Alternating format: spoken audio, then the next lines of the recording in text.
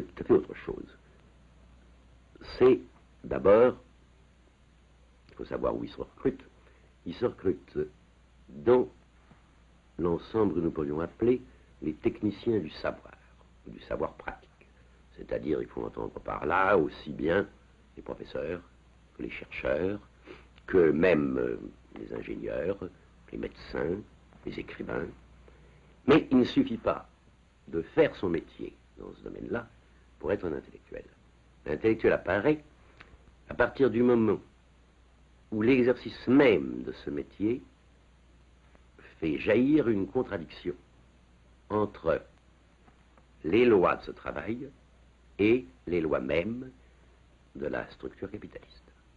Mettons, si vous voulez, que lorsque le savant, qui a nécessairement un rapport constant avec l'universel, puisqu'il cherche les lois, lorsque le savant s'aperçoit que cette universalité, qui devrait se retrouver partout, n'existe pas dans le monde, que là nous ne trouvons plus des concepts universels, mais que nous trouvons au contraire des classes opposées, qui n'ont ni le même statut, ni la même nature, que l'humanisme bourgeois, par exemple, qui se prétend universel, est en réalité un humanisme de classe. À ce moment-là, si on trouve cette contradiction, le savant la trouve en lui. Si, en même temps qu'il est élevé par les bourgeois, instruit par les bourgeois, et par conséquent, avec malgré tout des concepts bourgeois en lui, il sent que son propre travail le conduit à l'idée d'une universalité qui est contraire à celle des bourgeois et par conséquent à la nature qu'on lui a constituée, alors il devient intellectuel. Autrement dit, un savant nucléaire n'est pas un intellectuel, c'est un savant, dans la mesure où il fait ses recherches. Le même savant, si tout en faisant ses recherches nucléaires, il s'aperçoit qu'il va faciliter par ses travaux les possibilités de guerre atomique, s'il dénonce la chose, c'est parce qu'il la sent comme une contradiction. Il fait l'universel dans la mesure où il étudie la physique nucléaire et il crée un conflit, possibilité d'un conflit singulier dans la mesure où précisément ce travail peut être utilisé aux fins de guerre. Si en même temps, comme c'est arrivé souvent, un certain nombre de savants nucléaires se réunissent pour déclarer qu'ils ne veulent pas que leur travail soit utilisé à ces fins-là, ils vivent leur propre contradiction, ils montrent en même temps et dénoncent la contradiction extérieure, je dis qu'ils sont des intellectuels. Dans ces conditions, comme vous voyez, l'intellectuel a un aspect double. Il est à la fois un homme qui fait un certain travail, et il ne peut pas ne pas être cet homme-là.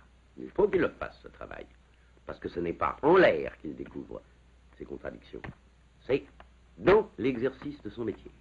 Et en même temps, il dénonce ces contradictions, à la fois à l'intérieur de lui-même, parce qu'il ne se comprend plus, et à la fois à l'extérieur, parce qu'il se rend compte que la société qu'il a constituée comme un monstre, c'est-à-dire comme quelqu'un qui sert des fins qui ne sont pas les siennes, qui sert des fins qui sont le contraire des fins universelles qu'on a prétendu qu'il faisait, à ce moment-là, il est intellectuel, et par conséquent, c'est cette double contradiction qu'il dénonce. Il la dénonce parce qu'il en souffre.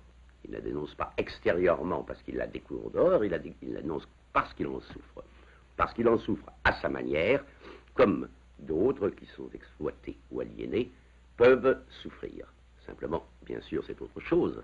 C'est une souffrance qui n'est pas vivante, vécue au même titre, ce n'est pas une souffrance qui est dans le besoin, mais c'est précisément la découverte de l'aliénation en soi et hors de soi. Donc, si l'intellectuel ne découvre pas constamment en soi sa contradiction, si par conséquent il n'exerce pas constamment son métier d'intellectuel, du moins son métier de savant ou de technicien du savoir pratique, il est dans les nuages. Si au contraire il continue à le faire, il se trouve dans une contradiction, parce qu'il faut à la fois qu'il témoigne pour tous de la contradiction qu'il a, puisque c'est la même que celle des autres, vécue sur un autre plan, autrement, mais c'est la même. Donc, il faut à la fois qu'il fasse son métier et qu'il s'engage dans la manifestation des contradictions de la société. Il y a les deux. Et l'un sans l'autre n'est pas possible.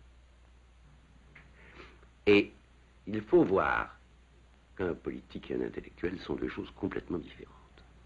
Exiger d'un politique qu'il fasse tout pour la cause qu'il sert, ça veut très exactement dire qu'il se maintienne constamment sur le plan politique, qu'il soit en disponibilité politique perpétuelle, qu'il fasse des actions communes avec ceux qui les font dans ce sens, et qu'en même temps, il détermine un but en fonction des possibilités qu'il découvre dans le champ des possibles présents. Exiger d'un intellectuel qu'il fasse tout, c'est tout à fait autre chose. L'intellectuel est sans pouvoir. Il est sans pouvoir parce que, finalement, c'est un homme qui vit sa contradiction à l'intérieur et à l'extérieur. Il n'a donc aucun pouvoir réel, aucune efficacité réelle. On pourra revenir là-dessus, si vous le voulez. Et c'est en tant qu'il est inefficace qu'il peut servir.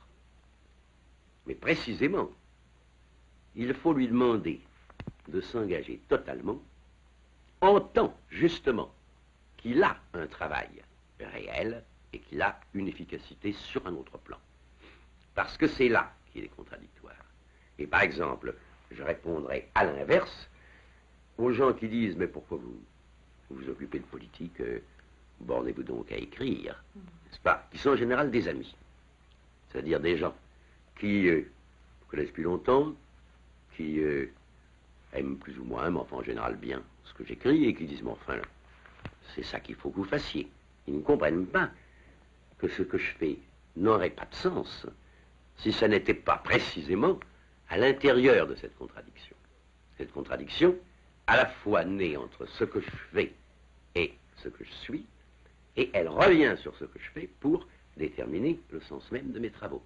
Autrement dit, d'une certaine façon, si je ne faisais pas partie du tribunal Rossel, je n'écrirais pas Flaubert. Vous me direz, je l'ai écrit avant. Mais je voudrais qu'à ces époques-là, il y avait d'autres travaux du même ordre. On